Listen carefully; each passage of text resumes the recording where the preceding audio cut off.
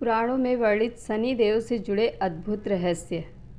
स्कंद पुराण में काशी खंड में वृतांत आता है कि छायासुत श्री शनि देव ने अपने पिता भगवान सूर्य देव से प्रश्न किया कि हे पिता, मैं ऐसा पद प्राप्त करना चाहता हूँ जिससे आज तक किसी ने प्राप्त नहीं किया है।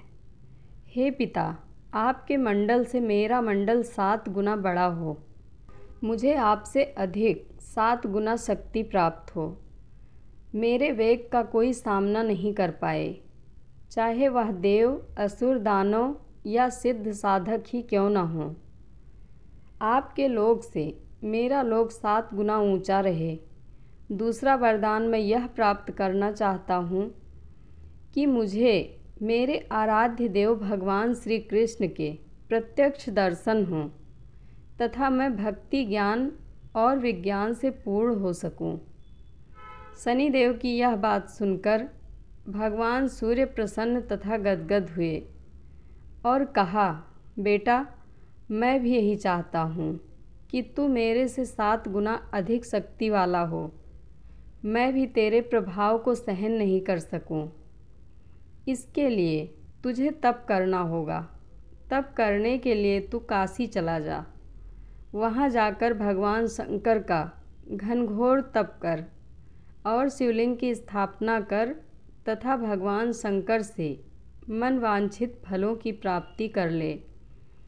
शनि देव ने पिता की आज्ञा अनुसार वैसा ही किया और तप करने के बाद भगवान शंकर के वर्तमान में भी स्थित शिवलिंग की स्थापना की, जो आज भी काशी विश्वनाथ के नाम से जाना जाता है।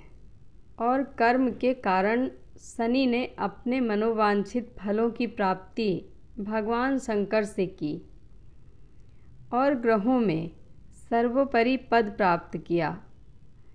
शनि ग्रह के प्रति अनेक आख्यान पुराणों में प्राप्त होते हैं। शनि को सूर्य पुत्र माना जाता है, लेकिन साथ ही पितृ शत्रु भी। शनि ग्रह के संबंध में अनेक भ्रांतियाँ और इसलिए उसे मारक, अशुभ और दुखकारक माना जाता है। पाश्चात्य ज्योतिषी भी उसे दुख देने वाला मानते हैं, लेकिन शनि उतना अशुभ और मारक नहीं है जितना उसे माना जाता है। इसलिए वह शत्रु नहीं, मित्र है। मोक्ष को देने वाला एकमात्र शनि ग्रह ही है।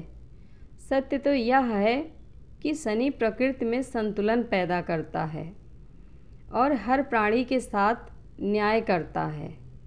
जो लोग अनुचित विषमता और अस्वाभाविक समता को आश्रय देते हैं, शनि केवल उन्हीं को प्रताड़ित करता है। धर्म ग्रंथों के अनुसार सूर्य की द्वितीय पत्नी के गर्भ से शनि देव का जन्म हुआ। जब शनिदेव छाया के गर्भ में थे, तब छाया भगवान शंकर की भक्ति में इतनी ध्यानमग्न थी कि उसे अपने खाने पीने तक की सुध नहीं थी, जिसका प्रभाव उसके पुत्र पर पड़ा और उसका वर्ण श्याम हो गया। शनि के श्याम वर्ण को देखकर सूर्य ने अपनी पत्नी छाया पर आरोप लगाया कि शनि मेरा पुत्र नहीं है। तभी से शनि अपने पिता से शत्रु भाव रखता है। शनि देव ने अपनी साधना तपस्या द्वारा शिव जी को प्रसन्न कर अपने पिता सूर्य की भांति शक्ति प्राप्त की और शिव जी ने शनि देव को वरदान मांगने को कहा। तब शनि देव ने प्रार्थना की कि युगों युगों से मेरी माता छाया की पराजय होती रही है। मेरे पिता सूर्य द्वारा अनेक बार अपमानित व प्रताड़ित किया गया है। अतः माता की इच्छा है कि मेरा पुत्र अपने पिता से मेरे अपमान का बदला ले और उनसे भी ज़्यादा शक्तिशाली बने। तब भगवान शंकर ने वरदान देते हुए कहा कि 9 ग्रहों में तुम्हारा सर्वश्रेष्ठ स्थान होगा। मानो तो क्या, देवता भी तुम्हारे नाम से भयभीत रहेंगे। शनि के संबंध में हमें पुराणों में अनेक आख्यान मिलते हैं।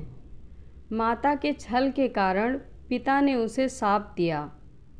पिता अर्थात सूर्य ने कहा, आप क्रूरतापूर्ण दृष्टि देखने वाले मंदगामी ग्रह हो जाएं। यह भी आख्यान मिलता है कि शनि के प्रकोप से ही अपने राज्य को घोर दुर्भिक्ष से बचाने के लिए राजा दशरथ उनसे मुकाबला करने पहुँचे, तो उनका पुरुषार्थ देखकर शनि ने उनसे वरदान मांगने के लिए कहा। राजा दशरथ ने विधिवत स्तुति कर उसे प्रसन्न किया। पद्म पुराण में इस प्रसंग का सविस्तार वर्णन है। ब्रह्मवैवर्त पुराण में शनि ने जगत जननी पार्वती को बताया है कि मैं 100 जन्मों तक जातक की करनी का फल भुगतान करता हूँ। एक बार जब विष्णु प्रिया लक्ष्मी ने शनिदेव से पूछा कि तुम क्यों जातकों को धन हानि करते हो, क्यों सभी तुम्हारे प्रभाव से प्रताड़ित रहते हैं, तो शनि महाराज ने उत्तर दिया, मातेश्वरी, उसमें मेरा कोई दोष नहीं है। परम पिता परमात्मा ने मुझे तीनों लोकों का न्यायाधीश नियुक्त किया हुआ है, इसलिए जो भी तीनों लोकों के अंदर अन्याय करता है उसे दंड देना मेरा काम है। एक आख्यान और मिलता है कि किस प्रकार से ऋषि अगस्त्य ने जब शनिदेव से प्रार्थना की थी तो उन्होंने राक्षसों से उनको मुक्ति दिलाई थी। जिस किसी ने भी अन्याय किया उसको ही उन्होंने दंड दिया, चाहे वह भगवान शिव की अर्धांगिनी सती रही हों, जिन्होंने सीता का रूप रखने के बाद बाबा भोलेनाथ से झूठ बोलकर अपनी सफाई दी और परिणाम में उनको अपने ही पिता की यज्ञ में हवन कुंड में जलकर मरने के लिए शनिदेव ने विवश कर दिया, अथवा राजा हरिश्चंद्र रहे हों, जिनके दान देने के अभिमान के कारण सपनीक बाजार में बिकना पड़ा और शमशान की रखवाली तक करनी पड़ी।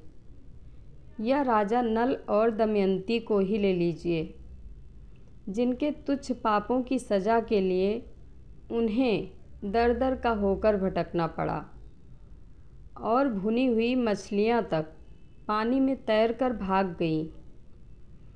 फिर साधारण मनुष्य के द्वारा जो भी मनसा वाचा कर्मणा पाप कर दिया जाता है, वह चाहे जाने में किया जाए या अनजाने में, उसे भुगतना तो पड़ेगा ही। मत्स्य पुराण में महात्मा शनिदेव का शरीर इंद्र कांति की नीलमणि जैसी है। वे गिद्ध पर सवार हैं, हाथ में धनुष बाण है, एक हाथ से वर मुद्रा भी है। शनिदेव का विकराल रूप भयावना भी है। शनि पापियों के लिए हमेशा ही संहारक हैं। श्री हनुमान जी की पूजा करने से शनिदेव के दंड से बचा जा सकता है। जय शनिदेव, जय बजरंगबली। धन्यवाद।